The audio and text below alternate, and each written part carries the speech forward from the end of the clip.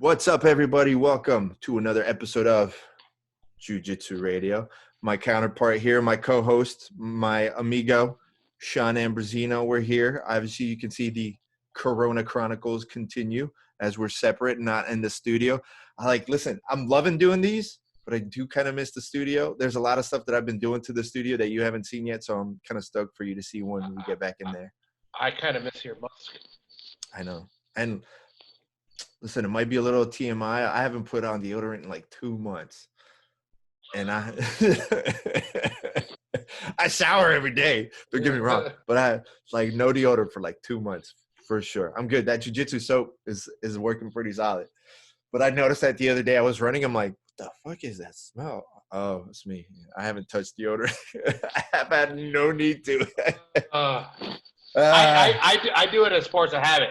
I get out of the shower, No, it's a force of habit, but I need to. If I don't, I smell like a Yeti. No, so, see, like I'm detoxified. I'm good now. I let out all the toxins. I'm good. I smell like delicious Jiu-Jitsu soap co. Anyway, don't forget to check out our website, jujitsuradio.com. Support the podcast. Pick up a shirt. Follow, subscribe, hit the little bell notification if you're watching us on YouTube so you can get the notification as soon as we drop out our next episode. Same thing with iTunes. Don't forget to hit the subscribe button so you get the episodes automatically. It's that simple. We're trying to pump out as much awesome content for you guys. Today is no different. But before we get into that, we still got to say thank you for all the support. And thank you to our sponsors, Chocoloha. Check out chocoloha.com. Use the promo code Jiu-Jitsu Radio checkout, and you'll get 20% off your entire order. Did you see the awesome rash guards we were sporting last time? On accident? On accident? Yeah.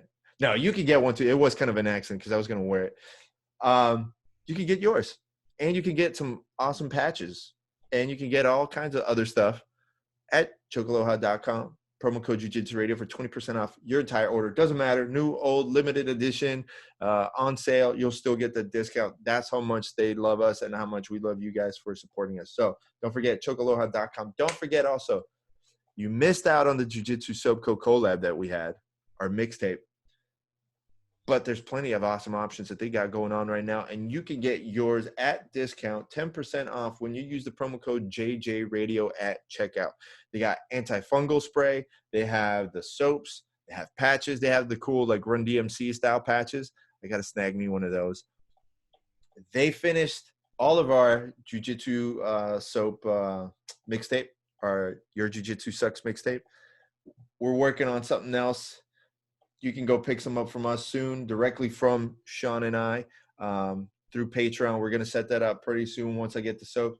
But in the meantime, don't wait. Stock up on your soap. Don't risk going to the grocery store. Just go to jujitsusoapco.com. Use the promo code JJRadio. You're welcome.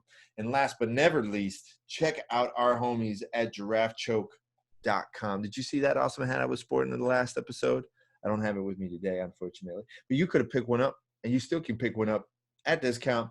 Use the promo code JJRadio checkout, and you'll get 25% off orders of $99 or more and free shipping. I mean, it's like having Amazon Prime without having to pay for Amazon Prime. Right? Yeah, because you don't have to pay for the shipping. So go to giraffechoke.com, snag up your head kick hat, heel hook t-shirt, whatever, you name it. They got some awesome, cool artwork. Check it out. Get yours. Now, the person that's about to come on this show, I have been trying to get for about a year. It's been tough to get the schedule going. He's busy man. He is a patriot, which we appreciate, and we're always supporting that Made in USA logo. I think you agree. You know I did. He is the CEO and co-founder of Origin Labs and Jocko Fuel, straight from Maine, USA, Brian Littlefield. You can't Neba?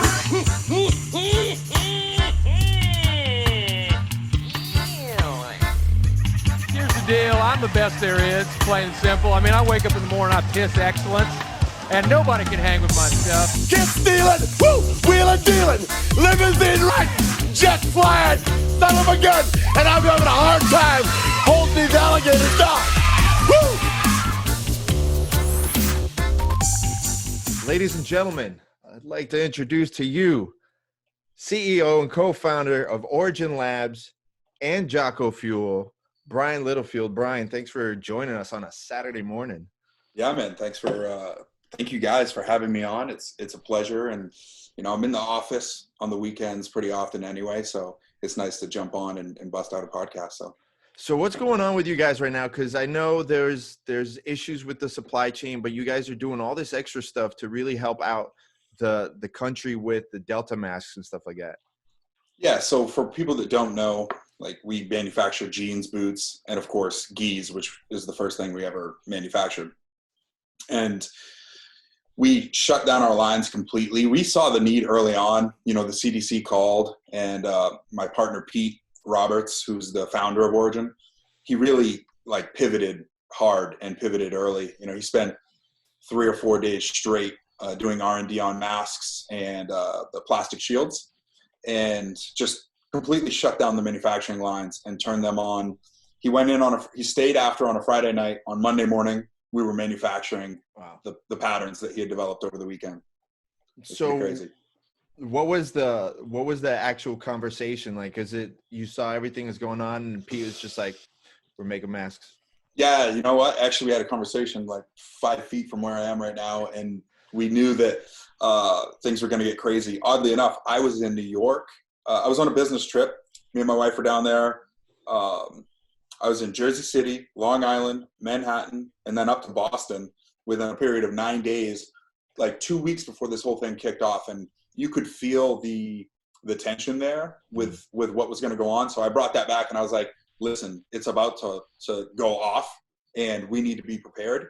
And we just looked at what was going to happen, tried to look ahead of the curve and just see the need. And as soon as they, I actually put this out on my Instagram, when they said that people don't need to wear masks proactively to be protected, I knew that was complete bullshit. Yeah. Because other cultures have done it for a long time that have way less airborne type sicknesses seasonally than we do. So I knew that was a sign to me that there was going to be a massive shortage of masks. So there was an immediate pivot, and he was on it. He killed it. I have a question. Do you think that even when this the coronavirus, pandemic has died down, do you think people are going to be wearing masks like they do in China going forward? Do you see people wearing masks going forward, walking down, Boylston Street in Boston, and they're all masked up even a year or 2 years from now? That's a really good question. And we've talked about that internally. Is this going to literally change, the face of our culture going forward? And I think not. I don't think it really will. I think as Americans, we embrace freedom of all types. And I think that we're not going to want to wear a mask. Now, culturally, I think that it wouldn't be a bad thing if Americans realized, okay, if I'm sick, it's not weird to wear a mask in public. I think that would be cool, So it's like, hey, you got the flu. Maybe you shouldn't go, to your local Walmart and go coughing all over the shelves because. Man, don't get me started. Don't get me started. I can't stand that. Exactly. Yeah, it's terrible. And it's funny because when I traveled now for the last 3 or 4 years, anytime I travel, I have my not the surgical mask. I have a little scarf thing, whatever, that the sleeve that I put on. And I've always been that way. It's the world's getting smaller and people are they don't get it to see past themselves. So I agree with you. I don't think it's going to change the way that we live as Americans as much as people are just going to be more aware of cover your fucking mouth. Here's some hand sanitizer. It's not bad to keep an eye out for yourself and other people. It's not, I think people are going to realize that if we take care of ourselves, you're taking care of yourself to take care of others. And that's the real reason why we're in this quarantine, right? It's because we're trying to reduce the spread to those vulnerable. And the flu kills a lot of people every year, so if people were more proactive with how they, took care of it, it would probably be a good thing. But I don't see people just mass wearing masks everywhere, kind of like Japan. Japan is known for that. You know, they wear masks. They have them in like every convenience store. Yeah. Crazy. Do you guys think that you had a little bit of an extra insight just because you have like someone like Jocko on board, where he kind of gives you more an idea of like, this is how the world really fucking works outside of the United States kind of thing?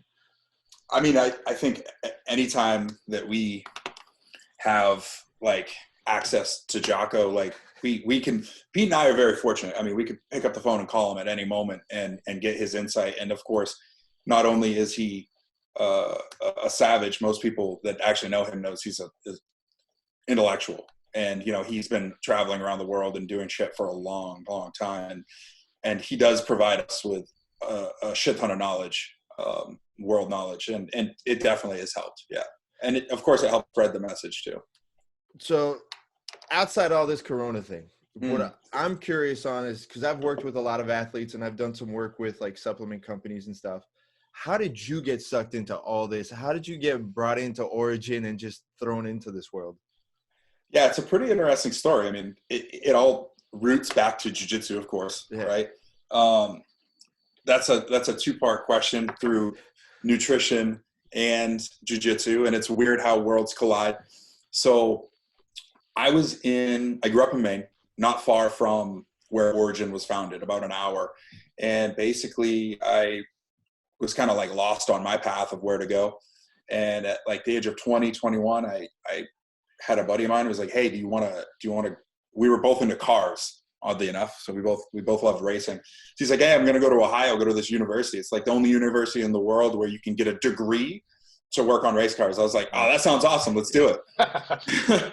So we took off, and, you know, we packed all of our shit and left, and we did that. And, you know, I got a couple degrees doing that. I worked on a race team for a short period of time, and it was fun, but traveling on the road all the time was a pain. You're staying in shitty hotels, you know, and it's just, it got old fast. I decided I wanted to go back to school for business right during that time.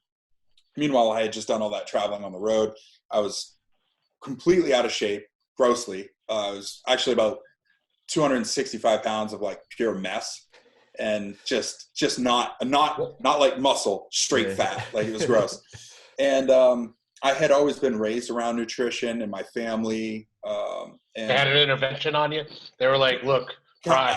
A little bit. No, a little bit. It's like, and I put the eclair down. Let's have exactly. Yeah. Like, listen, put the pint of Ben and Jerry's down, and let's do this. So no, I started just going to a local gym with a buddy, and he got me sucked into working out. I started losing a bunch of weight, and then within this old Gold's gym, it was called Family Fitness. There was like this little room where they always had the door open, and these dudes were wrestling around in pajamas. And I was like, what is that? I want to get into that party. Goofy dudes. Like, I was like, whatever. So I met this guy named, he's a fellow Jiu-Jitsu guy, a black belt now under Salo. His name's Wasim Dinawi. At the time, he was a blue belt, and we were in school together, and he worked at the lunch, like, cafe area where they would sell food. And he would see me working out. So I would go in.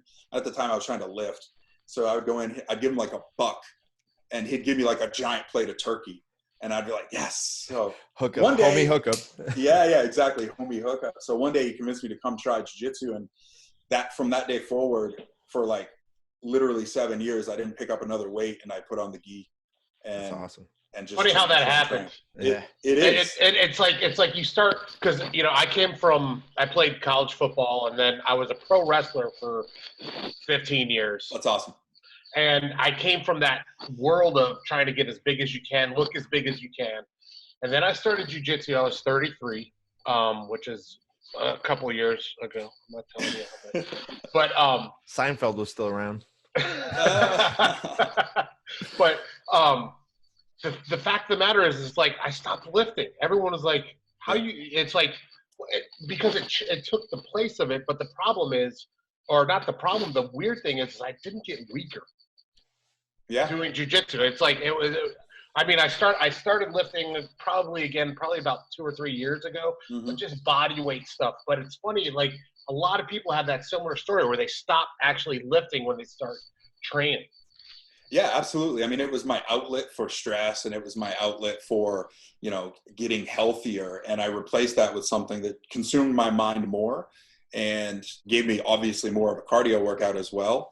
And I just didn't feel the need to lift anymore. And then, I looked at it like I can either spend, every minute I spend on the mat is a minute I could be, doing something else. And at the time I was obsessed, right? Those first few years, you want to do nothing else. So I was just sucked into the mat. So, and I trained with a great guy, black belt, Jeremy Harris, who I started with.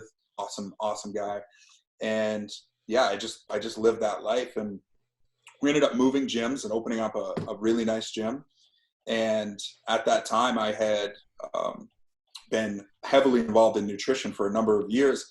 And I opened up my own supplement shop within the gym, like outside of it. Nice. And we did that together for a few years. And I had graduated. I had gone back to school for business at the time. I had graduated. I was working at the gym. I was teaching. I was running classes and running the shop and everything.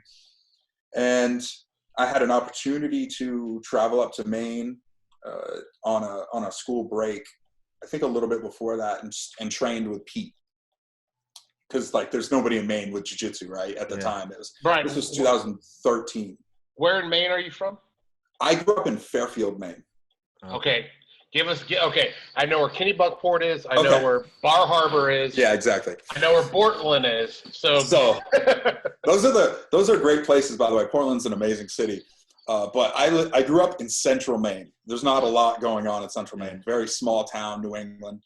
And about an hour northwest-ish, is Farmington, Maine.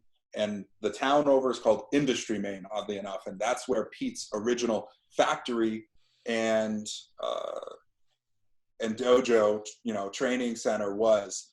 And by factory, I mean, it was like one sewing machine and an embroidery machine.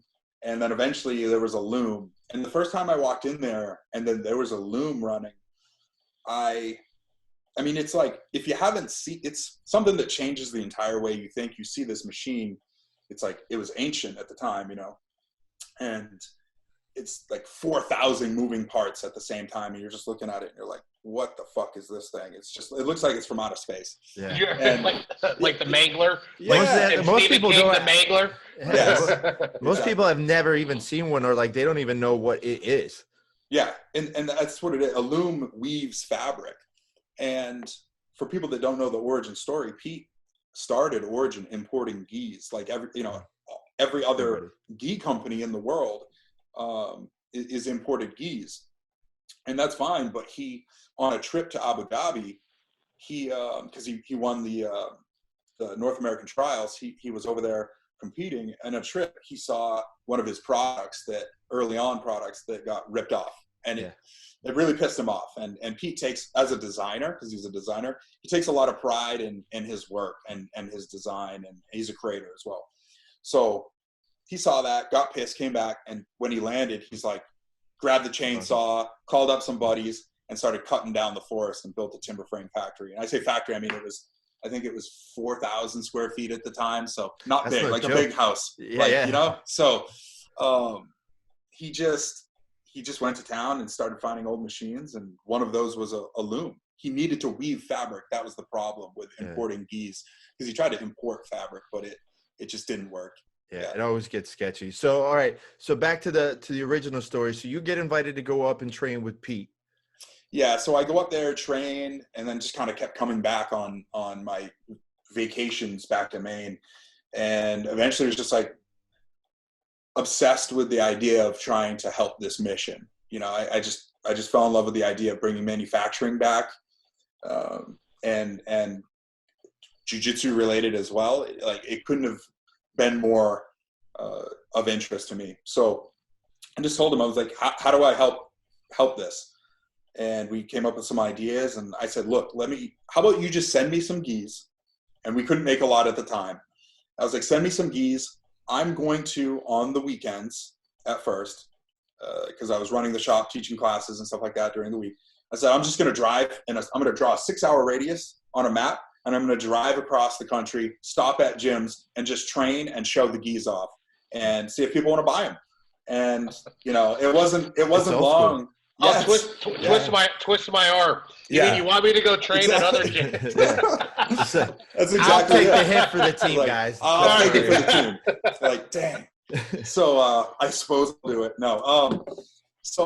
And of course, it was an amazing time. I met a lot of amazing people, and people welcomed me with open arms too. Being, at that time I was a Ribera guy, and it didn't matter what school or what affiliate it was. They wanted to know more about these American-made gis. And it wasn't long before I outsold what we could make. So Pete's like, hey, you got to come back here, and we got to do this thing from here. And I went home one day, told my wife, hey, we're moving back from Ohio to Maine, and we're going to be living in the Western Mountains where there's nothing. And she was like, cool, let's do it. That's awesome. By the way, I love New England. New England is one of my favorite.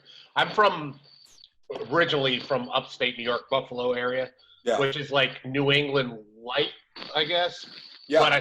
But I spent a lot of time in Vermont, and we went and we've been to Bar Harbor, been to Acadia National Park. I mean, I love that whole area, and I'm very jealous of you just because you get to live there. But then again, place. Oh yeah, no, it's awesome. And I mean, we don't get snow, so it doesn't hurt that you can like walk out like a back door, and it's like, I'm gonna go hunting for like a day or two. Yeah, man, that's literally it. I walk out. My what do you back want for dinner? Yeah, exactly. I do. I go right out my back door, and we're very fortunate. We got a nice piece of land I can go out on anytime I want. It's a beautiful place. It's secluded. In situations like this with the whole COVID thing, it's obviously severely less impacted. So I'm very fortunate, and it is a beautiful part of Maine. The best parts of Maine are not taking anything away from where I grew up, but the coast and the Western Mountains. In between is kind of, it's like give or take. Like, give or take. Yeah. Like just keep driving. Just keep driving. Right. Yeah, just keep going. I remember years ago. I don't know. There used to be pictures in like the Jiu-Jitsu magazine. I can't remember what was out back then. But you guys used to do like these. I don't know if they were workshops or like summer camp, Jiu-Jitsu summer camp. Yeah, man. Yeah. Do you guys still do those? It's the biggest Jiu-Jitsu camp in the world now. So it still goes on. It's huge, yeah. So it goes on. It's usually the last full week of August. We rent out. We've moved camps because we had to go to a bigger camp. We rent out what's like a summer camp for kids. Like most people don't know this, but the summer camp destination in the world is in Maine. And it's weird, yeah. So all the Obamas tried to send their kids here. Like princes from the Middle East send their kids here for summer camps. It's weird. I didn't even know it growing up. I actually found out about it when I was in like my 20s. So there's the very large private camps on lakes on these beautiful lakes in Maine. And we rent one of those at the end of the season. Everything's gone. They strip everything out. And then we come in, a bunch of, crazy, wild Jiu-Jitsu obsessed adults from all over the world come in. And last year it's 8 days, but you can break it up into session A or B, which is like 4 days of each. And I think we had 600 attendees last year. That's awesome. Yeah, it was awesome. So are you guys already booked, or like do you have to like postpone things because of this year? So yeah, we basically have held off promotion for the COVID thing in case it pushes that far out. We're hoping that we see a return so that it doesn't get canceled. But yeah, we're hoping it doesn't happen, but we're preparing for it. Yeah, at least you're preparing for it. Shawn, you're up for summer camp? Come on, dude. I was born. I just told you how much I love New England. I would. Yeah. Let's do it. Like, keep us posted for sure. I'm down to go out there. Yeah, if it's going down, you guys should definitely make it. We get a lot of awesome people here. In the first few years, there were way more like white belts and blue belts that came, oddly enough, and now it's very diverse. But you wouldn't believe how many black belts pay to come to this camp, not just for the experience, which is amazing. Like you got full access to, there's a schedule, but if you don't want to go to a session, you just go out on the lake. You take a canoe or a paddleboard out. There's a number of activities you can do.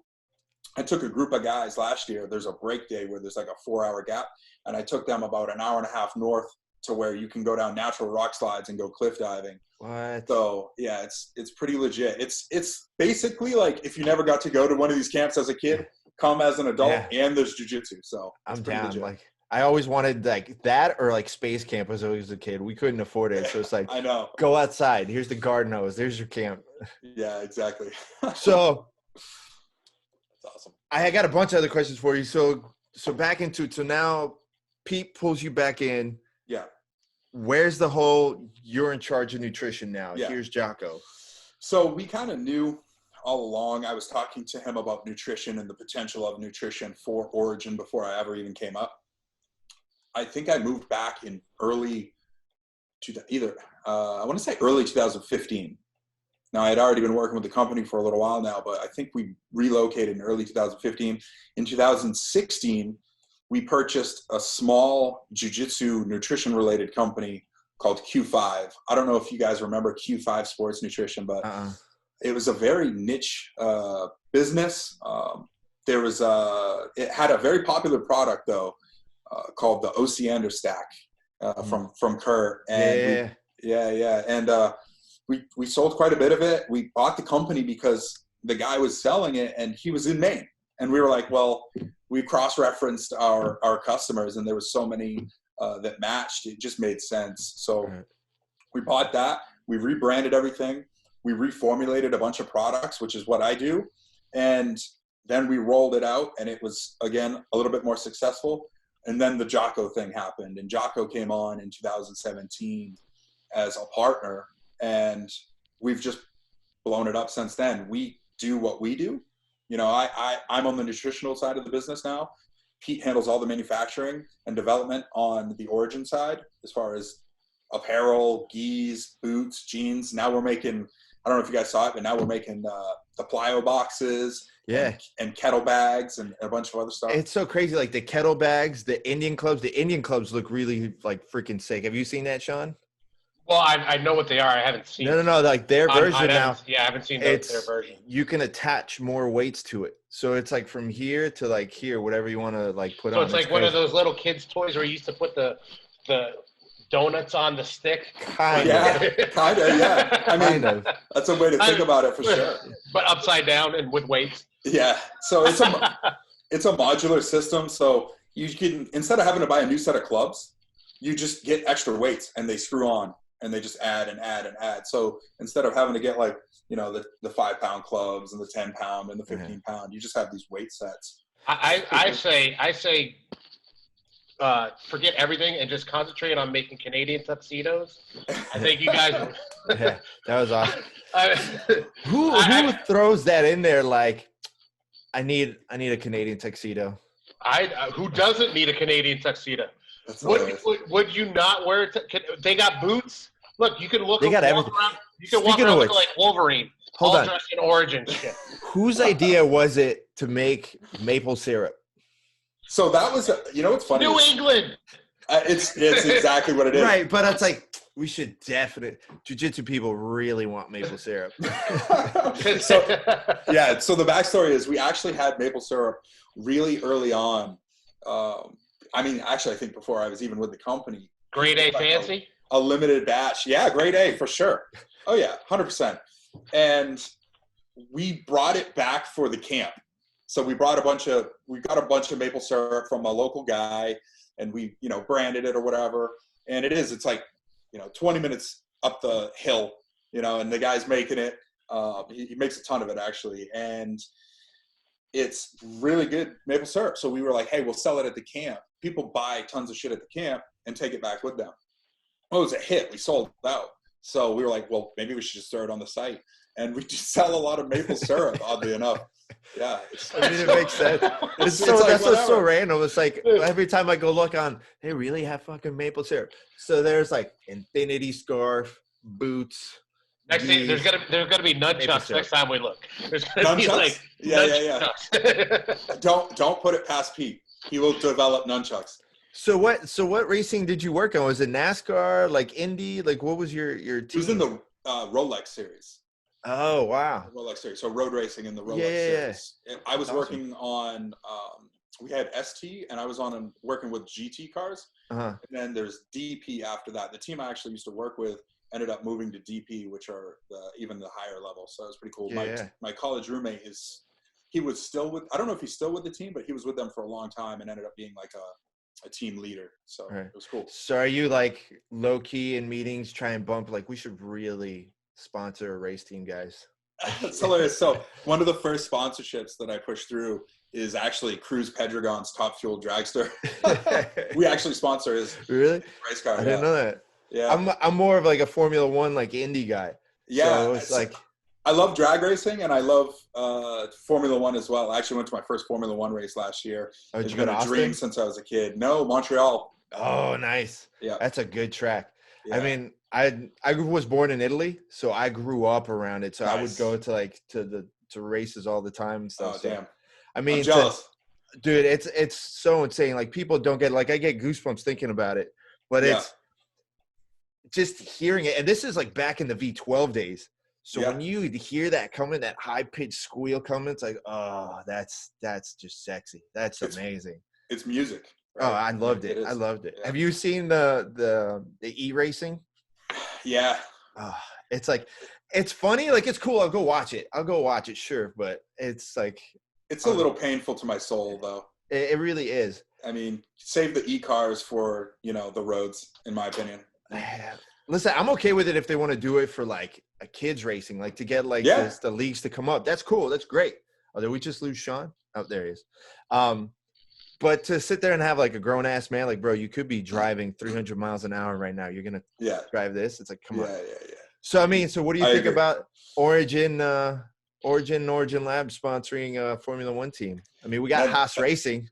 Yeah, no, we have Haas. Obviously, we have, you have Red Bull. Yeah. And then, of course, the Jocko Fuel is to kind of give you a background on what's going on and then kind of segment what happened. So I was helping backtrack a little bit. I was helping Pete manage the factory. That's kind of how I just kept trying to help more around the factory. And I grew from sales to basically being the COO of the organization, helping him manage because he's doing product development, manage the factory, managing all assets and factors of the company.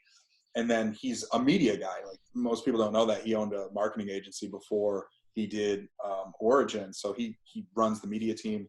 Yeah, he worked with like Quicksilver and stuff, right? Yeah, he worked with like Quicksilver, Rosignol, and a bunch of big brands.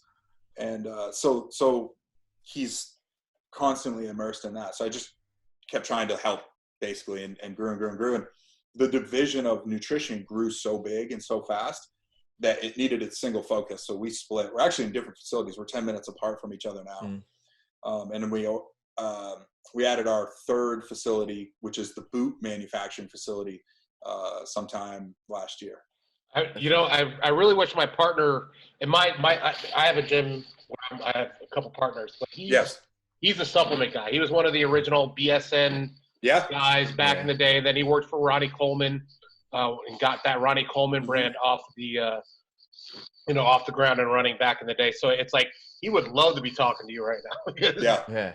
He's still in like the manufacturing side of things, but it's funny like getting an inside look to that part of the world and how it's not an easy industry to make or to have success in. There's so many different brands. That's the key. You hit the nail on the head. It's not easy. You think it is because you just like, you reach out to a manufacturer, and if you don't develop your own product, they'll develop one for you, but they just put you in a program. You have nothing unique. Now you got to try and market it and brand it, which we know isn't easy. So it's highly concentrated. So to grow within it is as hard, if not harder, than other industries where there's not a lot of competitors. Well, especially for like your brand image. I mean, that's the thing most people don't know is the formulation is just so daunting on every tiny little ingredient that you have to put together. But that they don't realize most of those companies like that you get the powders and everything from aren't exactly in the US. They're going to be in China. So for you guys, how do you approach the formulation process? And more importantly, how do you like on Jocko Fuel, how do you actually like capture patriotism and put it in a pill? Yeah, absolutely. Isn't that what Jocko runs on? Yeah, it is. So we capture.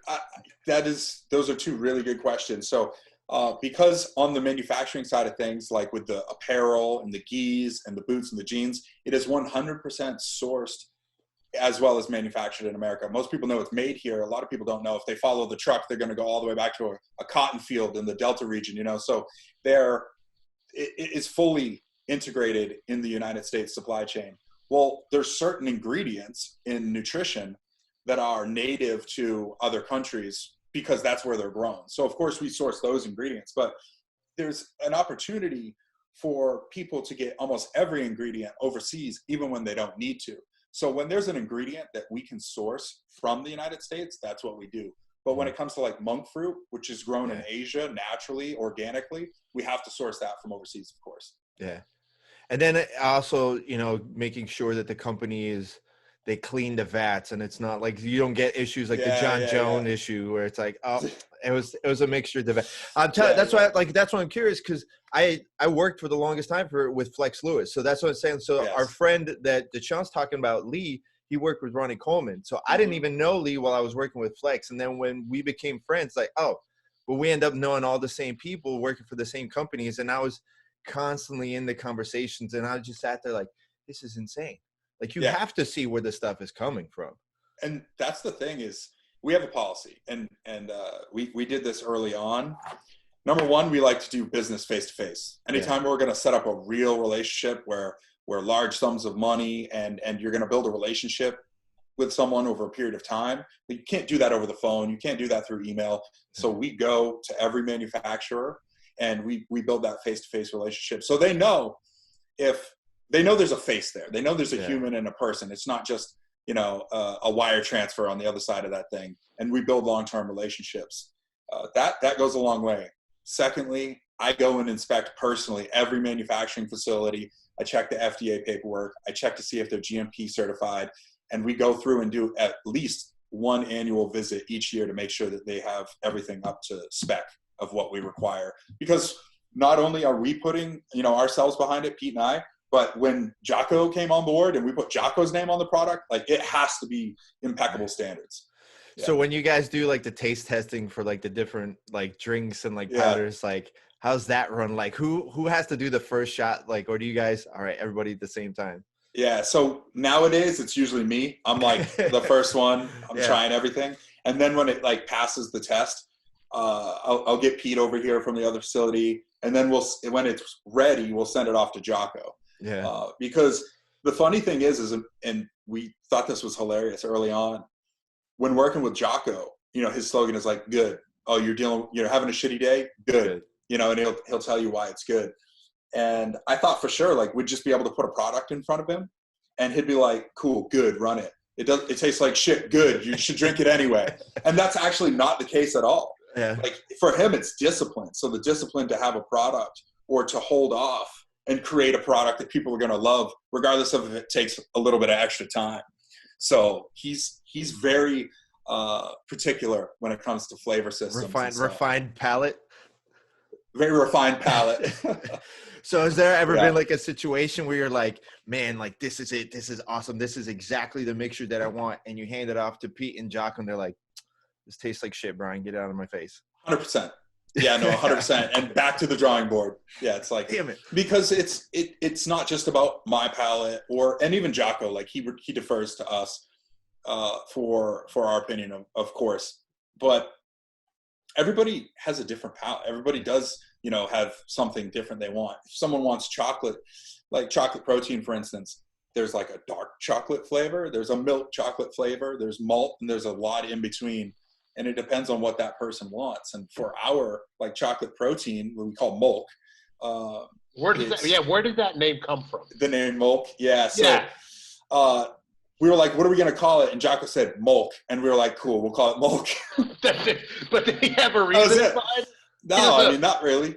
I mean, I don't believe that. Does there's some subliminal. I know there is, for sure there is. Yeah. No, there's some back office type conversations that happened where we developed it. But I mean, I guess it is a child of Jocko's mind is really what it is. It's and it's molten. People love it, and it's more than protein. And I won't get into all that. But Yeah.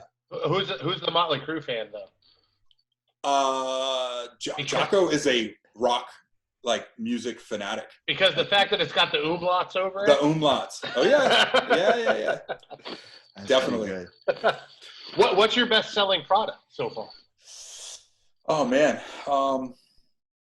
for supplements, it's a combination of joint warfare and krill oil, and I think that's because not only does Jocko speak to the kind of like active, still in the game, adult men and women, like people.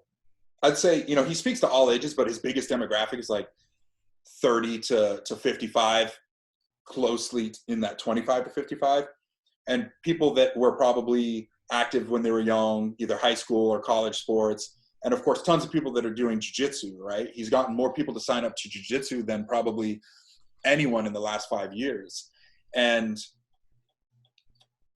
people like degrade, their joints degrade, their health degrades, and it's a maintenance product as well as a recovery product. And we sell a lot of joint warfare and super krill. And on the supplement side of things, closely behind would be like the milk protein, but the drink, the clean energy drink that we released, which is really a product in disguise as an energy drink, is a huge one right now, and it's growing really rapidly, especially the Dakota Meyer signature flavor. Oh man, holy shit. No. If you haven't listened to that episode of Jocko's podcast with Dakota Meyer, you holy shit, the whole time I was like, dude, it'll change the way you think about life. For me, yeah, it was crazy. When he told a story about the hand-to-hand event that I was like, you got it. Don't spoil it. Yeah, don't spoil it for people. No, I'm not. That's why I said I wasn't spoiling it. Yeah. Are you guys working with Laborio too? I saw him I swear I saw him on the website. I think that's just through natural, I don't know what you want to call it, but so when I moved up, I just smacked myself. When I moved back to Maine, I went under Pete, who is under Dedeco and Alexei. And Dedeco, for those that don't know, Andre Dedeco Almeida, he is under Ricardo Laborio. So Laborio comes up and visits. Yeah. So he was around. He's a friend. He's family, and he's an amazing person. He's one of the best. He's great. He's so one good. of the every time like we see each other, it's like, hey, what's up, bro? How you doing? Like, you see what he's doing now in Orlando. What is he doing right now? So like Laborio he's such a nice guy that you don't realize he's a genius as a businessman as well. He is. So regardless of whatever happened, and he left ATT, and then he went up to Orlando, and he actually created a college program at UCF. So he's teaching Jiu-Jitsu as a college course. And most of these people have no clue what Jiu-Jitsu is. You know, they just signed up for it, whatever, they come in, and they don't realize who's walking in. At any point in time, you might have like Bushesha come in and teach. You might even have Bigfoot Silva come in and like show Jiu-Jitsu. All they see is this giant like gorilla. Yeah. They'll see this super small guy. It's like, listen, man, that's literally like one of the best guys of all time. And all you did was just come to class. You didn't even go to an academy. You just decided to sign up for a college course.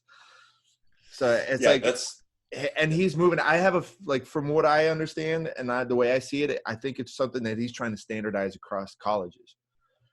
He is. I believe I am familiar with that now that you refresh my memory. Yeah. I believe he's trying to make that a program, and it should be a program. For sure.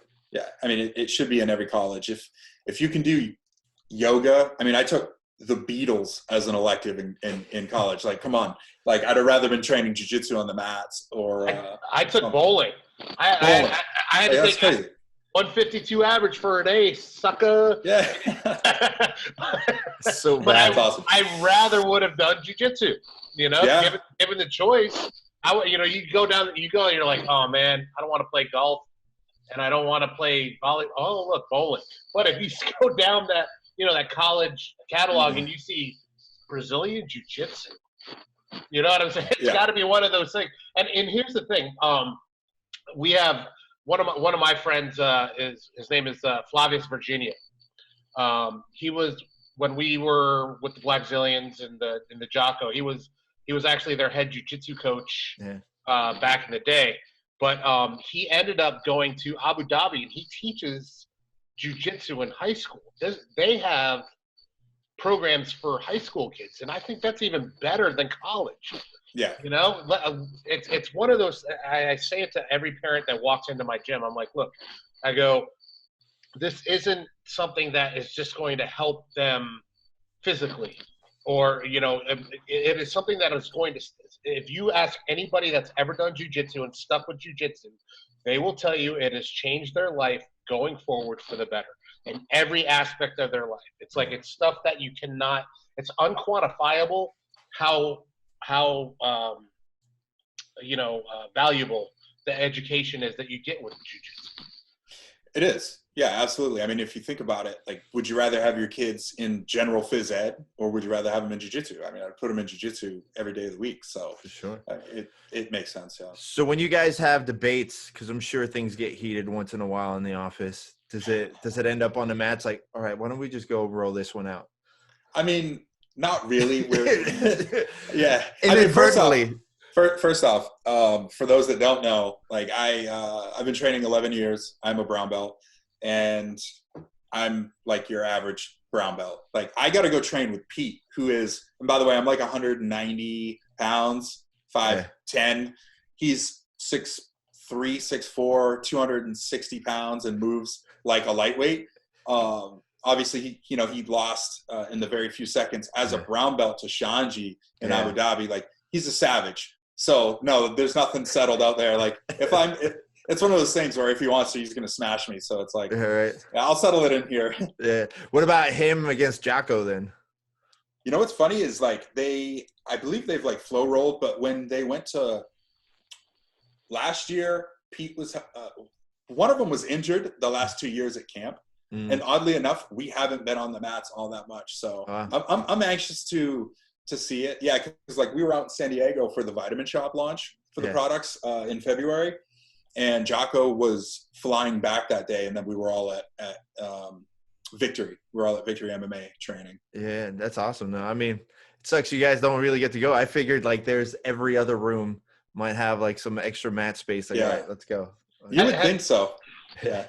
Have you guys, like, have other gi companies reached out to you guys because you manufacture everything here? Have people like reached out and like said want to do collabs or want to buy like the actual material or whatever from you guys, or just have you guys manufacture it? That's a great question, and the answer is yes. So we've had basically every scenario you can imagine. We've had not a gi company, but another martial arts company reach out and try and buy us early on. That was interesting. And then we've had a number of companies reach out and want to do collabs. And then, more companies have reached out and said, hey, we want you to private label for us. And we've been like, why would we do that? Yeah. It's your own label. Yeah. Why would we make you an American-made gi if that's our, USP? Yeah. And there's no amount of orders that you're going to give us that it's going to really make that. It would be agreeing to dilute your own product. Absolutely. It would make no sense. So do you foresee more people trying to do what you guys did, as far as, because I mean, it's not easy. It's taken some time to get to where you guys are now. It's taken a lot of time. It was not easy at all. I would also say there was a lot of, I don't use luck.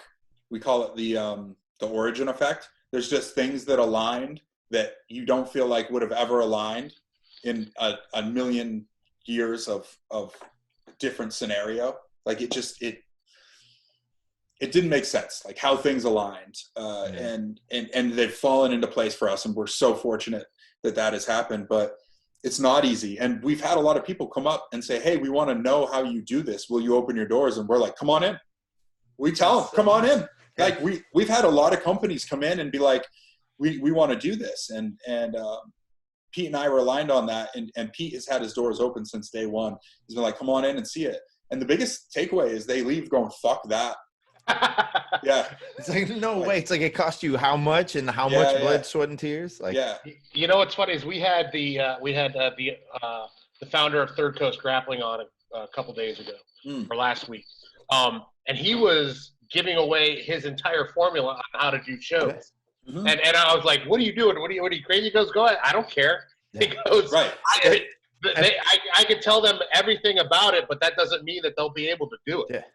Exactly. That's the thing. Like, that's like the same thing, like for all the marketing stuff that I do because I mean, I'm sure you've seen it before. It's just people come in, they ask you, oh, send me a proposal, this, that, and the other. And then you never hear from them again. And they try and steal the proposal. Like, dude, you can have it. You can have it all you want. Doesn't mean you know what you're going to do just because it's written on a piece of paper. It's not instructions. That's why it's like, yeah, you can have the open doors. It's like the first thing I would say to someone's like, are you willing to spend every weekend driving 6 hours within this circle to sell your product? No? Well, then it's not going to go anywhere. Yeah, exactly. I mean, that's the thing. It's like it's the people as well.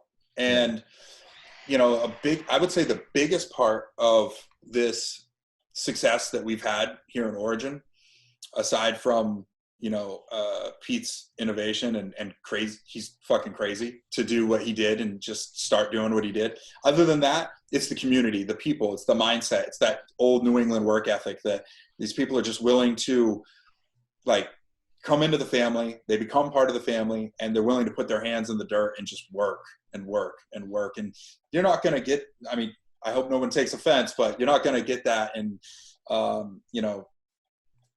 you can say Fairfield, Connecticut. You're not going to get that in LA. You're not going to get it down here in Florida. That's for sure.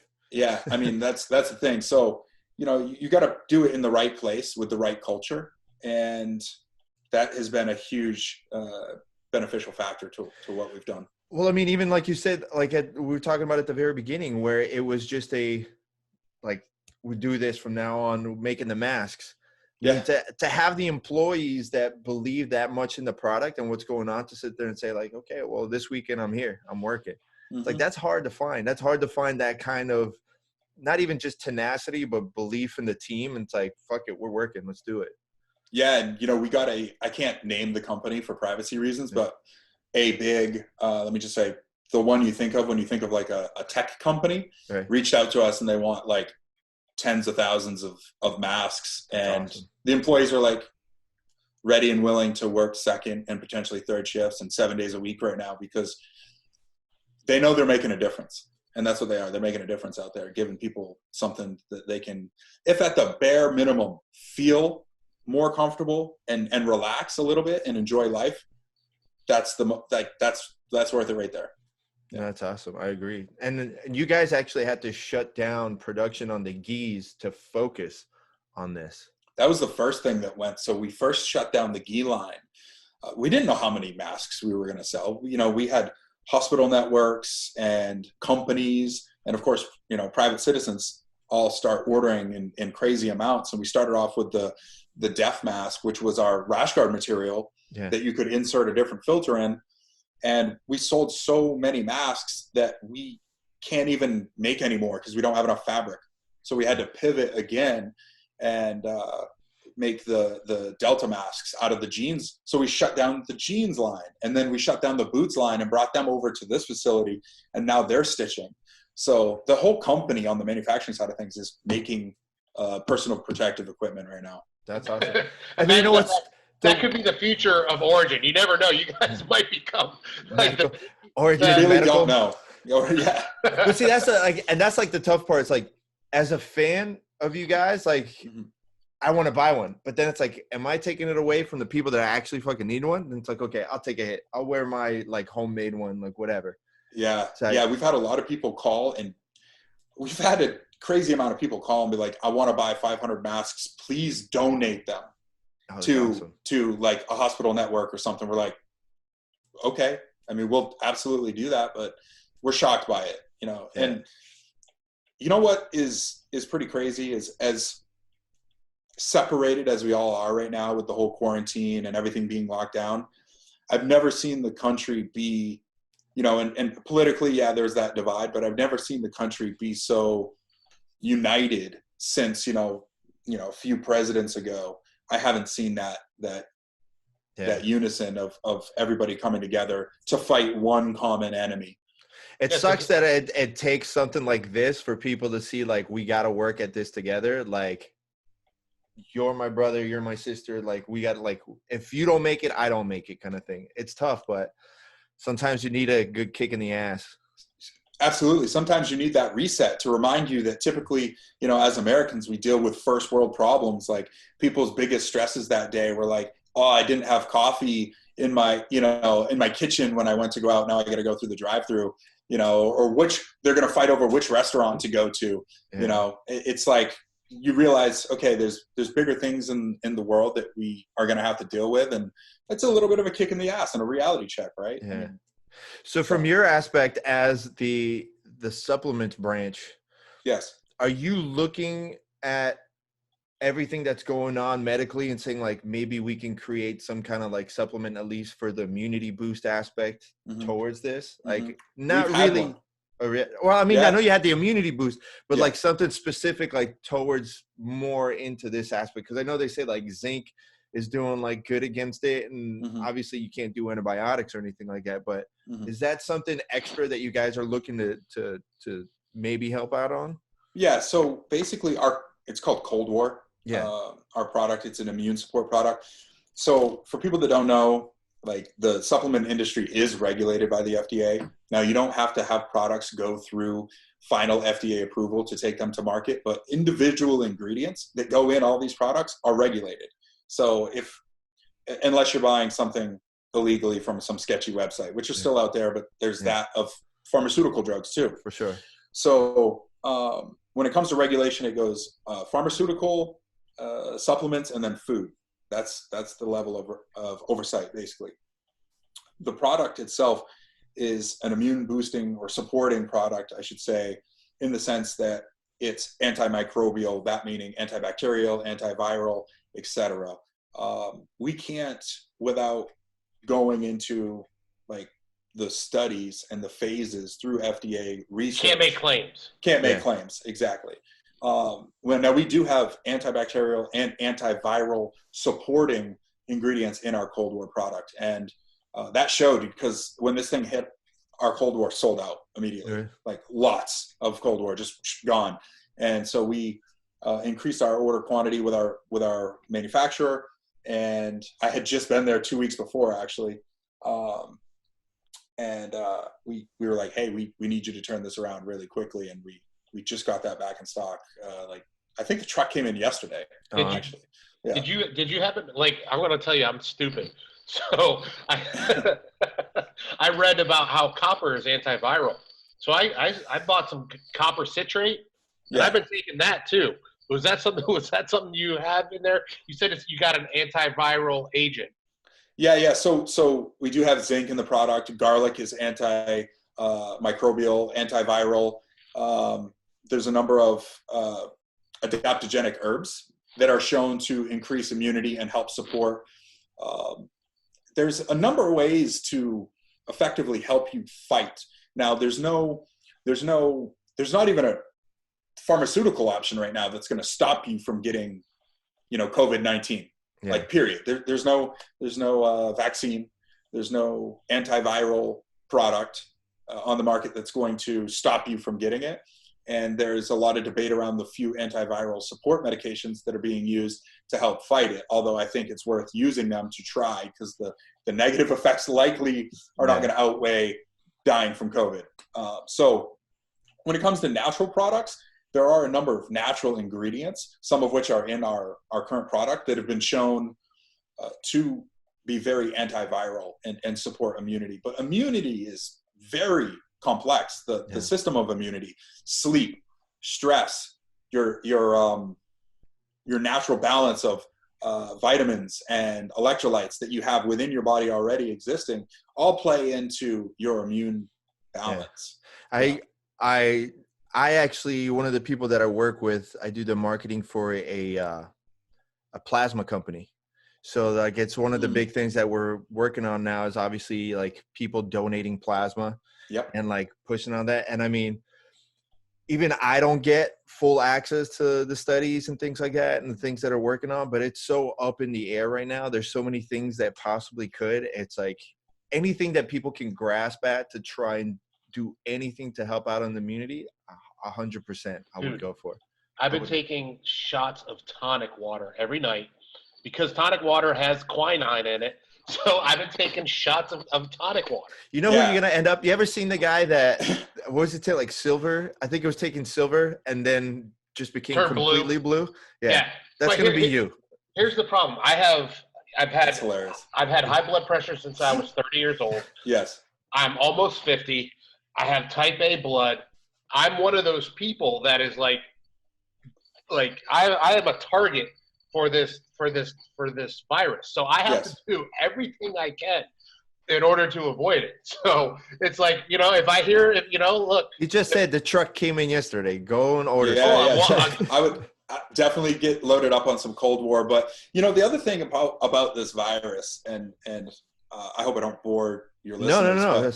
But, the other thing about the virus is not just getting rid of the virus or stopping the virus, but allowing your body to be better prepared for the virus. So a lot of studies have proven this, that, efficient and higher levels of vitamin D in the body significantly reduce the effects of an infection within the respiratory system.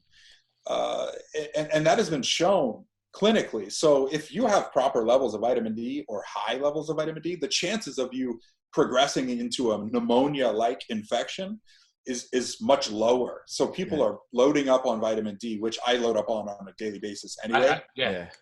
So vitamin D, magnesium, those two things balance each other out. Vitamin D regulates magnesium and magnesium vitamin D. Magnesium also lowers blood pressure. So load up on that if you're not already. I should have, I used to take a ZMA product. Yes. I loved it, but you can't find any quality ZMA products anymore. So we actually have a product called Hypnos, and it's a sleep product. That wasn't like a planned setup, just to let everybody know. That was like a legit question. That's straight up. I'm going to fill the voids. So no, we do. We have a product sitting on the shelf next to me. It's called Hypnos, and go read the reviews. Read the reviews on Amazon. You can't fake those reviews, but it's a sleep product, and it doesn't have synthetic melatonin in it, but it also has a ZMA formula in there with a very, very high quality zinc in it. So I'm down to try anything. Check it out. Obviously, I'm drinking tonic water, taking copper. I've been on zinc for years. Listen, if someone pulled up to your house on a coach and just propped up shop and said, "Ladies and gentlemen, I got the drink for you." See the bottles Brian has in the back? He's got those. He could sell you those. That's old school with the old tonic and you see the old bottles? That's what I'm saying. Man. Yeah. Some of these are straight up I love collecting these because it's so funny to look at, and you go back and look at the history of what modern medicine was at the turn of the century, and people were people were drinking formaldehyde. Yeah. It's insane, some of the stuff. Do you have one of the little cocaine bottles? I don't know if I have one of the cocaine ones, but what's the other one? There's they have morphine, the old school morphine you could just buy off the shelf. You just buy it. Here's the thing, though, positive mindset and the placebo effect is real. If how much of our health and well-being is all up here. If you believe if something is working, it can often work. Not often. Listen, I promise you, morphine works. You don't need that. That's not what I'm saying. I'm talking about the snake oil. If I started believing that Coca-Cola was going to heal my, rheumatoid arthritis, which I don't have, but if I had it and I thought it was going to cure it, and it did because I thought it was, and it made me feel better. I love that you have to point to your brain every time you say it. Placebo effect is a real thing. It is 100% a real thing. Yeah. And if you believe that you're protecting yourself, I'll give you a circle, a loop effect. So for instance, if you're not taking anything and you're paranoid and you're stressed out and your immune system is tanking, you're not sleeping because you're stressed out, your immune system is tanking even more, then you're likely going to get sick. Even if it's not COVID, you're just going to get sick. You're going to make yourself sick. But if taking this random product is making you feel more comfortable, it's allowing you to de-stress, sleep at night, and relax thinking you're protected, well, guess what? Your immune system is going to be higher. So it's pretty evident that even if something's not working, if you're being proactive, you know, it's like a jiu-jitsu mindset, right? If you step on the mats and you think you're going to lose, you're probably going to get your ass handed to you. It's going to happen for sure. So, well, Brian, I know we're running out of time. I don't want to take up your whole weekend. Listen, I'd love to have you back if you got some more time. I know you guys are busy. I got one more question for him. He's got the question for it. He's got the question. All right. We all been in lockdown. We all been in quarantine. Everybody's been watching everything on TV. What are your 3 go-tos so far during the quarantine on either Netflix, Prime, whatever? Oh, man, it's funny. Pete's going to give me shit because I asked him the other day if he's been doing anything. He's like, you've had time to watch TV? And I was like, shit. I was like, yeah, fucked up. Yeah. No, I don't sleep a lot. So I do find time with my wife to get some TV in. We do Netflix. And what have the 3 things? Yeah, your 3 top picks of the quarantine. So we did watch, Tiger King? Yeah. We did watch that. That was crazy. Did you watch the bonus episode yet? No, I didn't. Oh, did you see his eyes wide? I was like, what? Joel McHale interviews some of the people on the show. And like, really? Oh, yeah. It's worth the watch. It's worth the watch. We'll check it out for sure.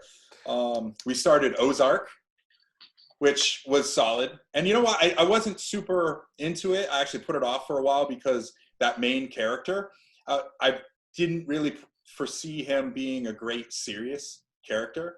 I forget his name now, his real name, but I'm into it. You forget Jason Bateman's real name? I know. Yeah. Dude. Sorry. Yeah. I look at him more as, like, what role did he play in? Was it Arrested Development or something? Yes. Yeah. I see him more in that. And he's the perfect straight man. The comedy straight. He's like the prototypical comedy straight man. Yeah. Like, think about every evil bosses or and all that stuff. He was great in those. Yeah, true. So he's doing a phenomenal job in that. So we're right into that. And then if there's a third show, Better Call Saul. Yeah. Yeah. Better Call Saul. Yeah, we've been hitting those episodes as they drop each week. So yeah, it's a great one. Don't tell Pete. Yeah, I won't tell Pete. He watches his share. He sneaks them in. Yeah. Why? What's his guilty pleasure that he doesn't want people knowing about? TV wise or just in general? Well, I mean, if you got both, I'll hear both. Pre-quarantine, Pete's he is you wouldn't know this, but he's like an introvert, even though if you were to watch like the origin storyline, you'd think that he was made for TV, which is hilarious. But he will like straight up go hit up a movie on his own, just by himself. He'll go to the movies, just hit up a movie, catch a flick, and just chill. So that was his thing. But now everything's shut down, so he's just working more. Pete sounds like a dude after my own heart. We can go to the movies together. Too. Have that requisite 1 to 2 seat bro seats in between us. Little separation there. We're gonna have to do rows. Yeah, 6 feet. Brian, thank you very much. If you guys want to follow Brian on Instagram, it's Brian_Origin.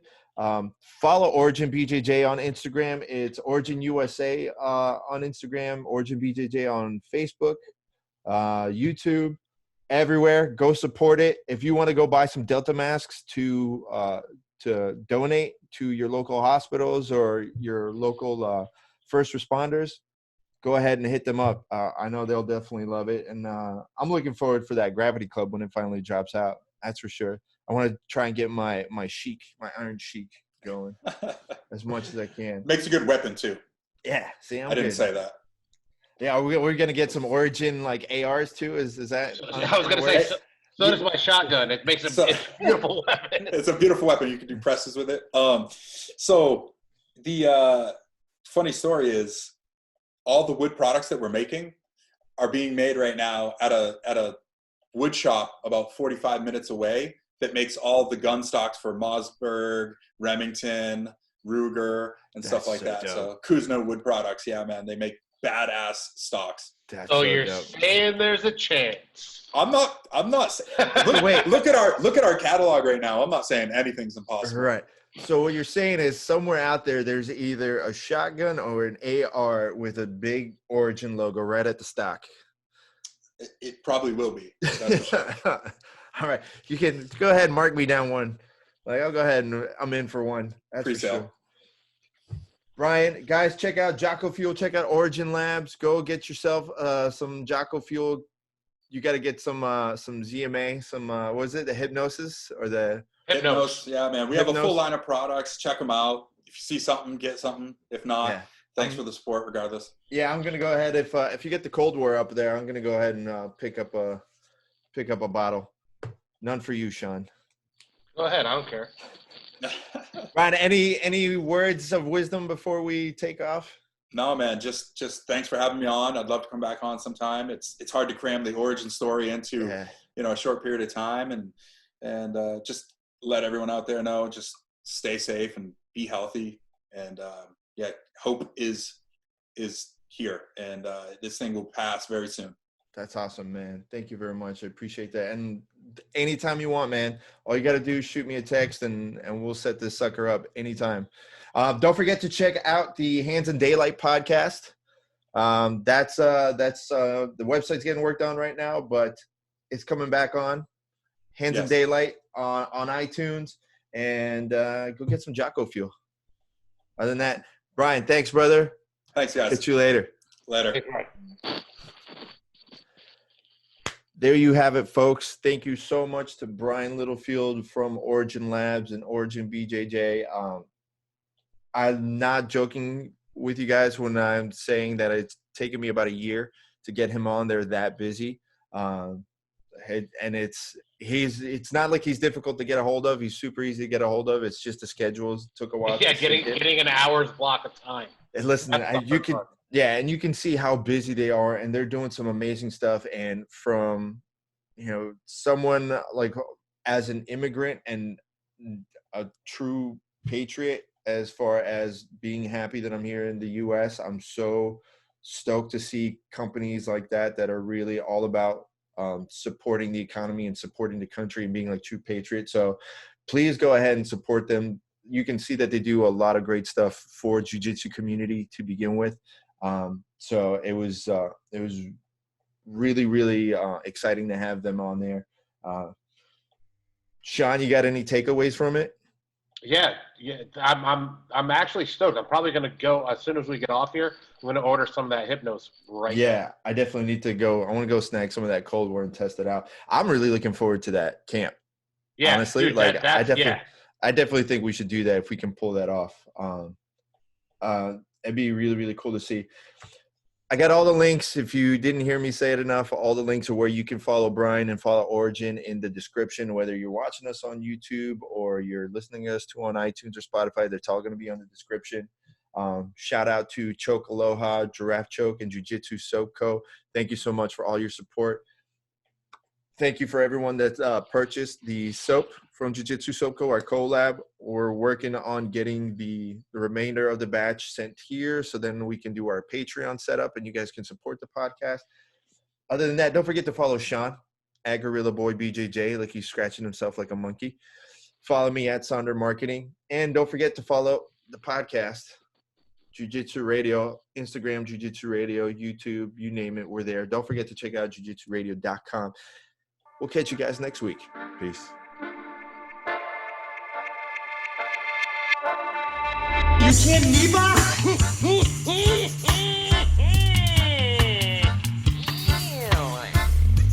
Here's the deal. I'm the best there is, plain and simple. I mean, I wake up in the morning, I piss excellence, and nobody can hang with my stuff. Get stealing, woo, wheeling, dealing, limousine right, jet flying, son of a gun, and I'm having a hard time holding these alligators down.